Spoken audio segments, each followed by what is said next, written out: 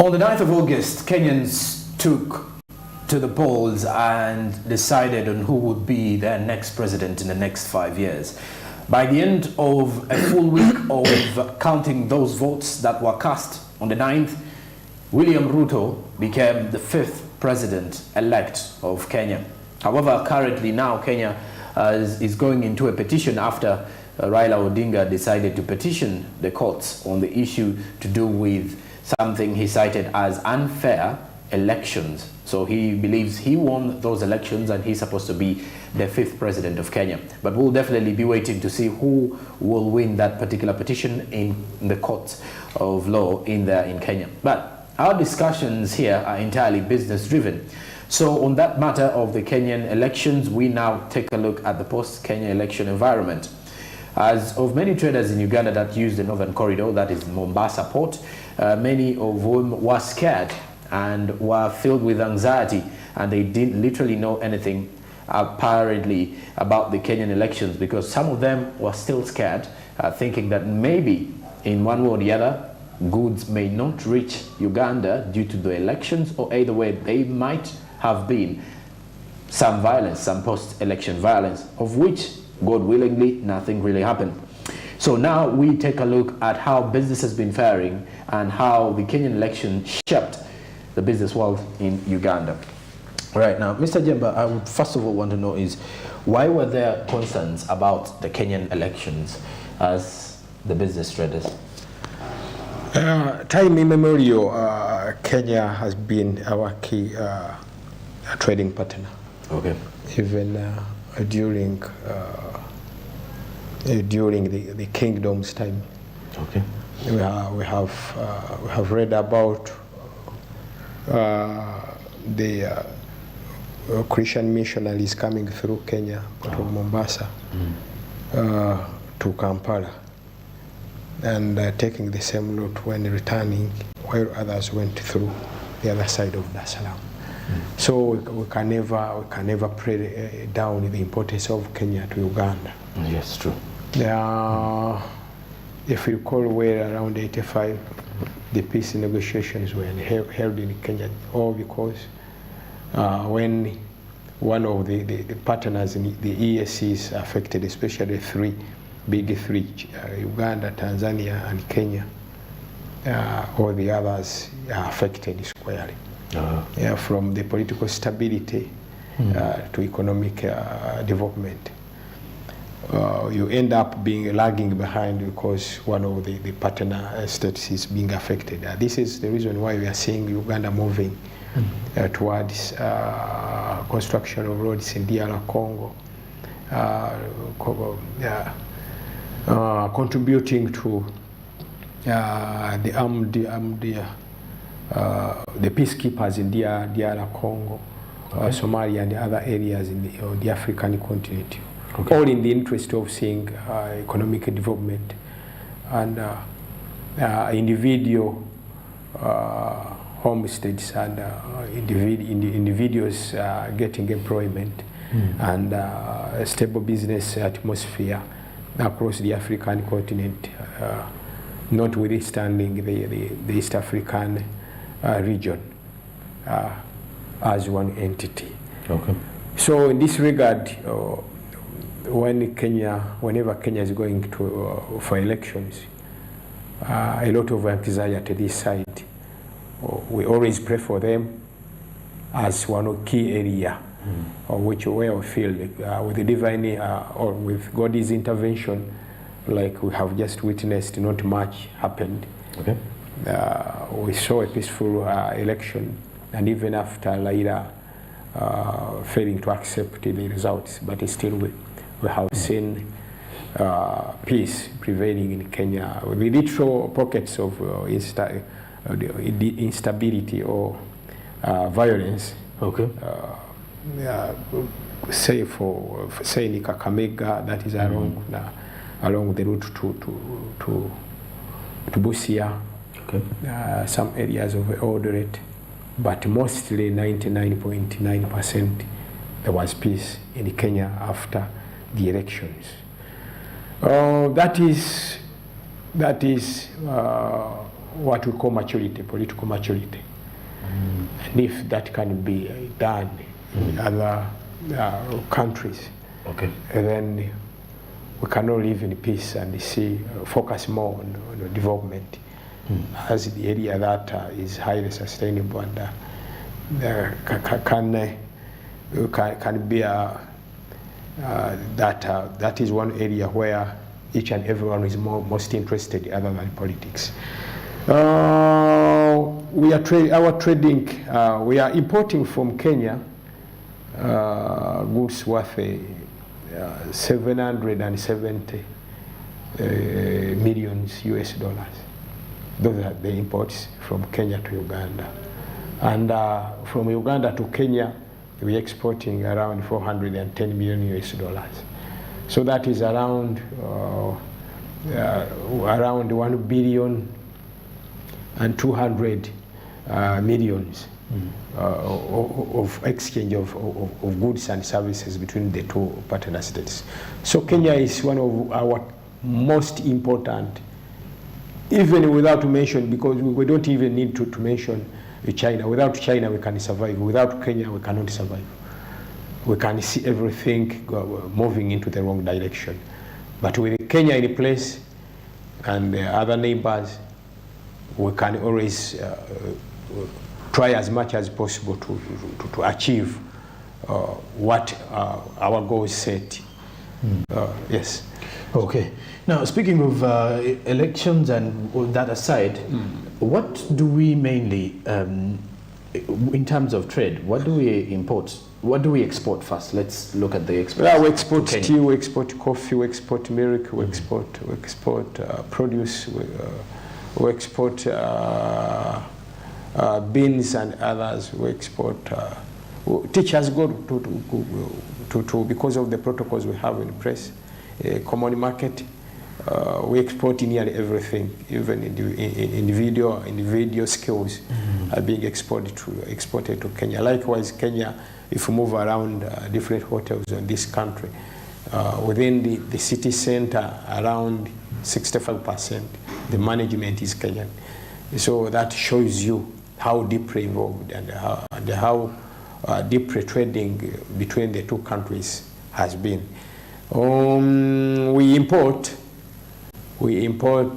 finished items. We import kikoi and kanga. We import assorted items, biscuits and others. Even where we still have them manufactured from this country, we're still importing them. We're importing mangoes. We are importing Irish potatoes. We are importing a lot of stuff from Kenya, and without mentioning what passes through Mombasa. That is the goods from overseas, from China, from US, from across the world. All of them, most of them, 85% are imported through the port of Mombasa. So the 770 million US dollars doesn't involve what we are importing from foreign countries. Definitely. So that is only from Kenya directly? Absolutely. That is from Kenya directly. And of recent, since the closure of China, or the slow-mo opening of China, Ugandans, many of them have resorted to importing from Kenya. Even this figure, as we talk now, might have risen over to 800 million US dollars. If you compare with what was being imported into the country early in the year. That is how important Kenya can be when it comes to trading within the EAC. What we shouldn't forget is that Kenya is among the 10 best performing economies on the continent. Likewise, is the key economic performer in the EAC. When you compare with the other six partner states, Kenya is up front, beating Tanzania. Then Kenya, Tanzania in that direction, and Uganda. Uganda comes around third or fourth. That is how Kenya is really a key cog when it comes to the economic development in this EAC area. Okay. Yeah. Now, as we speak of that as well, let's look at the issue to do with Casita. Yeah. How does Casita handle such issues, for example, traders who are actually dealing in cross-border businesses? We are collaborating with other key economic players in other partner states, in the ESC especially. And we have been trying to move into the direction of others who come in looking for people to partner with, like the Egyptians, like the Algerians were here, Tunisians were here. We are all looking for Casita and how they can collaborate and partner in one way or another one. In Kenya, we have been working closely with the Kenya Port Authority, Kenya Revenue Authority, KIFA, Kenya Clearing and Forwarding Association, Kenya Transporters Association. We are members of the East African Business Council. Likewise in Tanzania, we have been working closely with Tanzania Port Authority, Tanzania Railways Corporation, Tanzania Revenue Authority, and other key economic players in that country as well. We are trying to establish relationships with the Congolese as well. And of recent, one of our membership, that is the Cargo Consolidators Association, through one of their members, that is Maritime Cargo Company, signed a partnership with a Congolese airlines in order to boost trading between the two countries. Since most areas in DRC can easily be accessed by air than road, it can take you ages to reach Rio Cargo to reach one destination, Sebunya in Congo. While it is easier when it comes to using a cargo plane to fly your goods to DR Congo. It's a bit costly, but of course it's always better if you can make an early killing than waiting for say 2 weeks, 3 weeks for the goods to reach their destination. So that is one way how we have been trying to work with others, through collaborations, through partnerships. And now, how can our local traders who have not at least expanded their businesses to, for example, trade in Kenya, Tanzania, do so? Because I believe that is the best way any business will expand. We shouldn't always expect to have the same opportunities, but you can always work under others. Okay. Yes. That is why we have that chain of commerce where we have a manufacturer, where we have a distributor, we have a wholesaler, retailer, up to the consumer.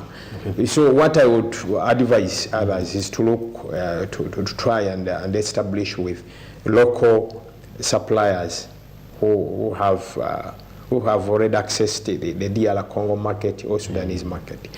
If we move away from moving individually, working individually is killing everything. This is the reason why we are seeing Ugandans who claim to have been cheated in Sudan or had their goods, I don't know, their businesses collapsing in southern Sudan, suffering since up to now. Otherwise, if they had moved like a Kenyans, you move as an entity, you move as a partner entity, where we have you, me, Makubi, and others working together, but you represent us in southern Sudan. We in Uganda buy everything that you need, then we send it to you in southern Sudan. We send it to you in DR Congo. When it comes, it's like an insurance. When it comes to losing out in one way or another one, you don't suffer alone. You suffer as a team, and you can easily rebuild as a team. It's easier when there is any problem that you have suffered when it comes to business, when you are moving together. But if you are moving alone, you end up losing entirely. So I would encourage Ugandans to move into the direction of partnerships. As the company, we are trying to establish that we're moving into Vietnam, but as partners, not as individuals. We are moving, we have already moved into China, in the areas of cargo consolidation, but as a group, not as individuals. Okay. So when we work as a group, or when you work as a team, you achieve more because you generate more ideas than working as an individual. This is where we would like to see other Ugandans joining. We have we have a number of platforms and have been trying to raise it during our discussions of on these platforms. That can we come up with a viable business? Can we become a viable business one way or another one? If we are more than 500 people or say if we are more than 100, not more than 500 on one platform, can't we come up with an idea, exploit it as a team, take advantage, take the chances that comes with working together on a certain platform? Many people have achieved that. This is how the Rotarians started to achieve what they are doing, even though they are into voluntarism, into donation, than making profits as Rotarians. But the manner in which they are handling it and the achievement they have reached is because they are working together. So whenever we are more than 3 people, can we discuss something we can do between ourselves?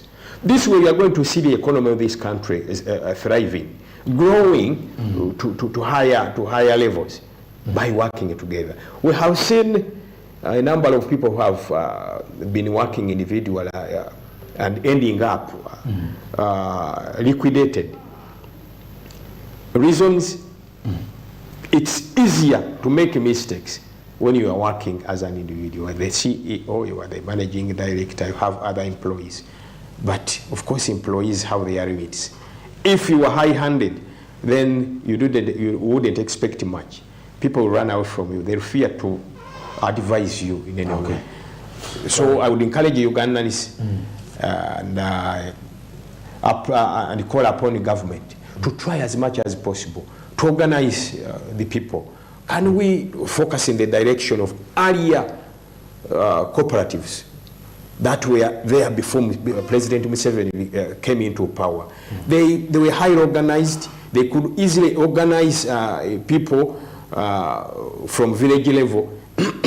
All this issue of what the president has always been talking about, the Kidachonka, subsistence farming, wouldn't arise because we would be having people, we would be having a corporate heads that would be trying to organize the small subsistence farmers into a bigger and highly organized entity, sell whatever items they can produce at a higher cost, because it's easier to look for market when you are organized than an individual who might be bogged down by his own poor imagination of things.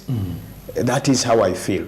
Okay. I'd like to add, if lastly, if the youth, the different youth funds that have been put in place, and even women funds, had these individuals organized before, even the funds could be introduced. By the time the funds are introduced, you do know that Chimbogwe, Morondo, and others have been thinking in this direction. They would like to go into Pigari. Murwana and others, 10, they are thinking about innovation and IT. Then the other ones are into steel fabrication, something like that. So when you are providing the funds, you know the kind of budget which each group needs. You know the kind of inputs. You know the challenges and where they can easily move smoothly, because you have already sat down with them, not just an individual, but an organized group, that can easily move in the right direction. Oh, okay. Yes. Mr. Jemba, thank you very much for being part of our discussion this morning. Lastly, Okay. on a sad Your note, remarks. yes, on a sad note, we've had drivers killed in Kenya during and after the elections. Okay. Incidentally, most of the truck drivers killed, they were around 6 to 8. Killed during this period after Yes, election? during this period, Okay. during the elections and after the elections, but nothing was touched. We have the seen two governments. containers being broken into, Okay. and the drivers survive. This time around, drivers are killed, but nothing has been touched. All the merchandise, all the cargo is Has been lost. No, nothing is lost. So we are wondering what is happening. Okay. And we are trying to establish from Kenya what would have been the motive. They are telling us they are still investigating, but we feel like we are in the same boat. We need to know exactly what was the motive behind killing the drivers but leaving the cargo intact. Oh. That is the sad note I wanted to make Ugandans aware. All right. Of the developments in Kenya. Okay. Sad indeed, and we do hope that the governments of the two countries can come together to consider how the mutual interests of the two parties can come to pass. The traders as well as those who have been affected by the loss of their loved ones. Well, now that brings us to the end of our topic of discussion. I did have Jemba Kanakulia Mlondo, who's the Deputy Spokesperson, Kampala City Traders Association. We are looking at broadly cross-border business here in the region of East Africa. But firstly, we looked at how traders have been faring in Uganda, and then later on summed it up with the post-election in Kenya and how it has impacted on the trader community in Uganda. That is it for our topic of discussion.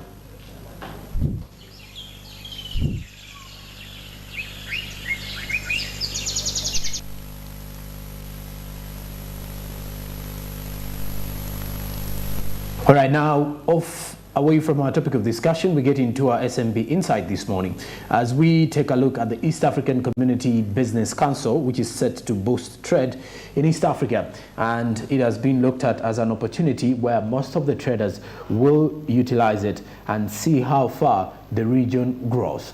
This is the SMB Insight. Regional budget for disaster preparedness. We need to ensure that one thing that we've learned from COVID, that we are not prepared. Our systems were very fragile, so we need to strengthen our mitigation measures. We need to build a strong resilience in our value chain, in our systems and processes. We need also to continue to deepen our collaborative efforts, especially among trade facilitation governance agencies at the border.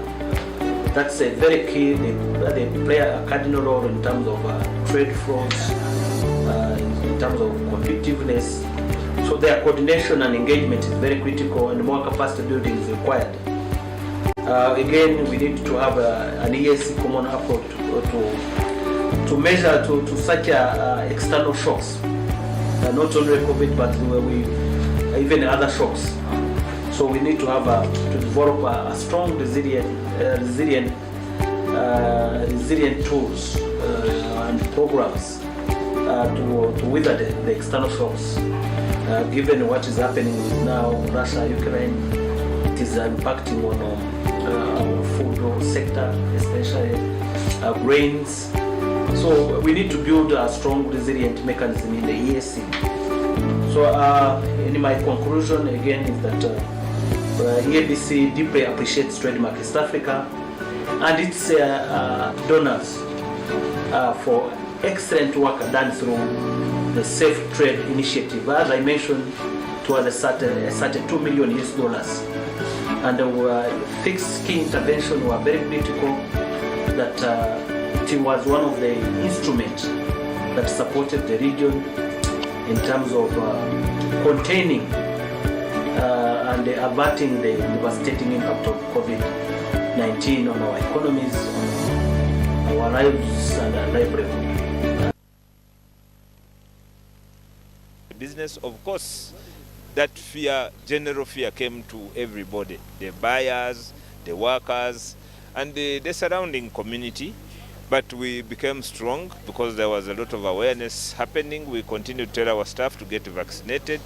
Transportation was a bit difficult from home to the place of work. Other activities, parties, conventions had to stop because we don't want to have congestion. Congestion is one of the ways that was fastest in transmitting COVID. And then we were ranked among the essential workers. So as a factory, we actually never stopped working. We continued working throughout because construction was, I would say, was one of the businesses that boomed during COVID because people had nothing to do but to concentrate on property development. Those who used to go to China for trading purposes, most of them decided to invest money into real estate and property improvement. The schools, much as they were closed, many of them, they continued trying to renovate and what have you. So the effect mainly was on, of course, people's sources of income reduced a bit. And then there was a problem of, say, a supply of raw material because of the queues which were happening at the borders. The drivers had to get PCR tests first. There was too much pressure on that line. So our raw material couldn't come in time. So somehow that affected our production cycles. But luckily we had a buffer stock of raw material. We continued supplying.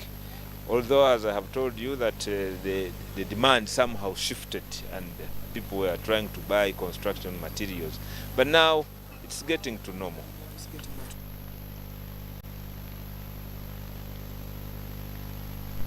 The East African Business Council, in partnership with Trademark East Africa, have highlighted some of the achievements towards the growth of East African community.